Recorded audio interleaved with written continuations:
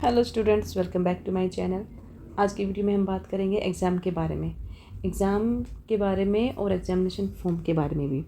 देखो, कई बार कुछ क्या होता है ना कि काफ़ी बच्चों के कमेंट्स आते हैं कि मान लीजिए इग्नू में अगर 1 साल का गैप हो जाता है, ईयर गैप बोलते हैं ना जिसको, या फिर कोई एग्ज़ाम छूट जाता है या फिर अ, आप नहीं दे पाते हो। ओके। इसको थोड़ा सा आसान भाषा में मैं बोलूँ तो कि मान लीजिए आपने 1 साल कोई एग्ज़ाम नहीं दिया, ठीक है? किसी भी सेशन में आपने कोई एग्ज़ाम नहीं दिया और जिसकी वजह से आपका 1 साल का जो ईयर गैप हो जाता है, तो ऐसी कंडीशन में क्या होगा और जो आपकी कोर्स वैलिडिटी क्या होती है, जिसको लेकर स्टूडेंट्स जो हैं वो काफ़ी कन्फ्यूज़ रहते हैं, ठीक है? सो आज की जो वीडियो है ना, वो हम इन्हीं 2-3 टॉपिक्स पर डिस्कस करने वाले हैं। ओके। सो देखो, अभी होता क्या है कि जब आप एग्ज़ाम ईयर गैप के बारे में चलो बात कर लेते हैं पहले।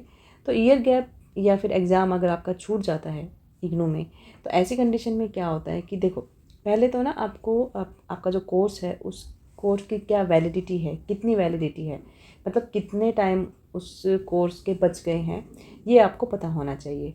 ठीक है, ये बहुत इंपॉर्टेंट होता है।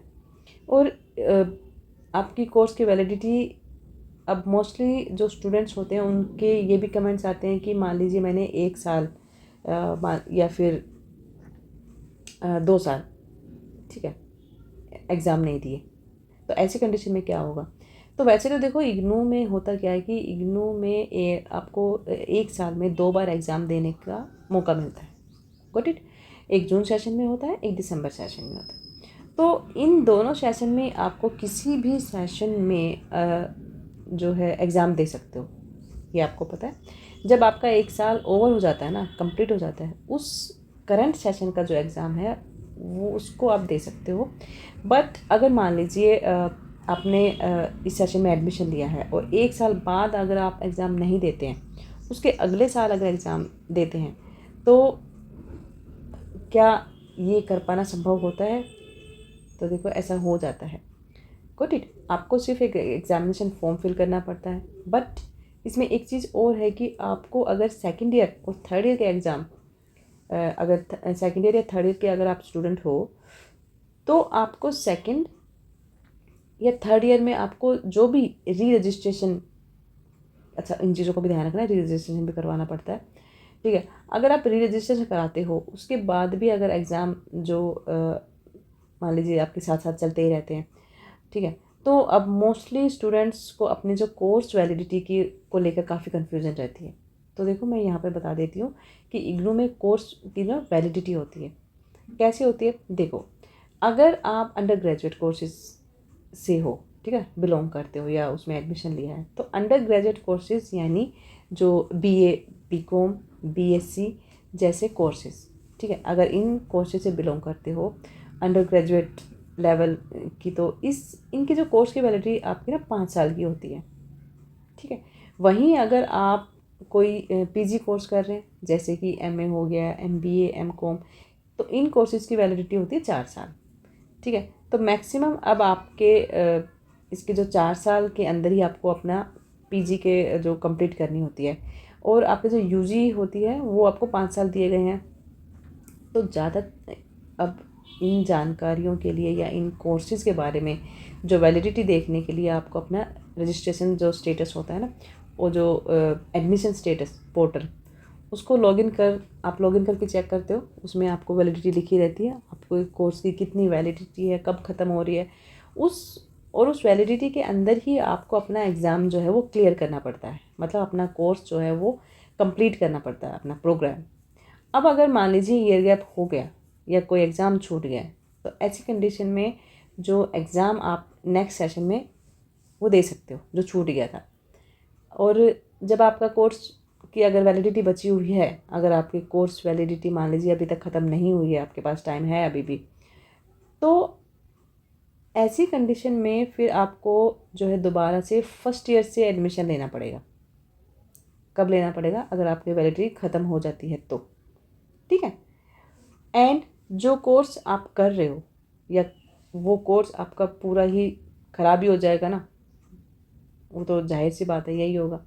तो इन चीज़ों को समझना ज़रूरी होता है आप लोगों के लिए कि कोर्स वैलिडिटी आप लोगों को पता होने चाहिए, क्योंकि इस अगर मान इसको एक तो एक्सटेंड नहीं किया जा सकता, कोर्स वैलिडिटी जो भी होती है ना, तो वो आपके जो रजिस्ट्रेशन डिटेल्स जो भी होते वो शो करते। तो एक बार आप लॉगिन करके एक बार देख लिया करो उसको कि कितना वैलिड, कितने टाइम आपके कोर्स में बचा हुआ है आपको।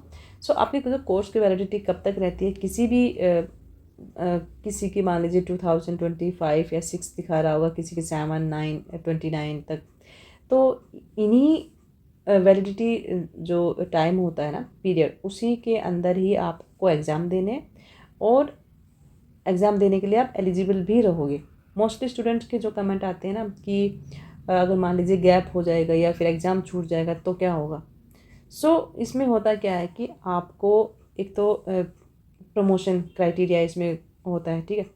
इसमें आप फर्स्ट ईयर के एग्ज़ाम के साथ ही अपना सेकेंड ईयर के भी जो एडमिशन ले सकते हो। और सर्टिफिकेट और डिप्लोमा जो होल्डर्स होते हैं ना, उनकी भी जो कोर्स वैलिडिटी होती है उनकी 2 साल की होती है। सर्टिफिकेट वालों को 2 साल की मैक्सिमम होती है, और डिप्लोमा वालों की भी 2 साल की होती है। गुड इट, कोर्स वैलिडिटी की बात कर रही हूँ मैं। तो आपका जो अगर मान लीजिए पूरा जो गैप ईयर और एग्ज़ाम छूट जाने पर आप एग्ज़ाम देने के लिए एलिजिबल तो माने जाओगे। एग्ज़ाम फॉर्म आपको उसके लिए तो भरना ही पड़ेगा, चाहे जून सेशन का हो या फिर आप दिसंबर में एग्ज़ाम दे रहे हैं। Good it. तो ये कुछ इंपॉर्टेंट पॉइंट्स हैं जो मोस्टली बच्चों को ये लगता है कि मान लीजिए ईयर गैप हो गया, पेपर नहीं दे पाए तो क्या होगा, हमारा कोर्स ख़राब हो जाएगा या फिर टाइम वेस्ट हो जाएगा। तो ऐसा नहीं होता है। अब मान लीजिए आप बीए 3 साल में कर सकते थे, उसको पहले 3 साल की होती थी अदर यूनिवर्सिटीज़ में, बट इग्नू में आप उसको 5 साल में, कभी कभी उसको मतलब अब 6 साल भी कर दिया जाता है कुछ कोर्सेज में, ठीक है। अगर मान लीजिए आप 5 साल में भी पूरी वैलिडिटी ख़त्म होने तक अगर आप मान लीजिए उसको पूरा नहीं कर पाते हो, तो इसमें पूरा पूरा लॉस आपका ही होगा। तो इस पर आपकी डिग्री पे भी इम्पैक्ट नहीं पड़ेगा, क्योंकि देखो डिग्री वालों को तो ये होता है कि आपने मान लीजिए 5 साल लगा के बिल्कुल मान लीजिए 5 साल के बजाय आपने 3 साल में ही कंप्लीट कर लिया, बेशक वो कोई 3 साल का ही कोर्स क्यों ना हो, ठीक है। अगर एग्ज़ाम छूट गए हैं तो उसको रिपीट कर सकते हो, आप दोबारा एग्ज़ाम दे सकते हो। इससे आपका कोई ऐसा इफ़ेक्ट नहीं पड़ेगा डिग्री पे कि उस पर कुछ ऐसा लिखा हुआ आएगा कि आप फ़लाँ ईयर में फ़ेल हो गए थे तो आपने उसको दोबारा से सेकेंड ईयर में आपने उसको पास कर लिया, तो ऐसा कुछ भी नहीं होता है, ठीक है। ईयर गैप की बात जहाँ तक हो गई, आई होप ये थोड़ा समझ में आ गया होगा आपका कि अगर ईयर गैप हो जाता है तो किस तरह से आप एग्ज़ाम दे सकते हो, क्या क्या चीज़ों की आपको ज़रूरत पड़ेगी। गुड, ठीक। तो चलिए मिलते हैं नेक्स्ट वीडियो में। Bye bye.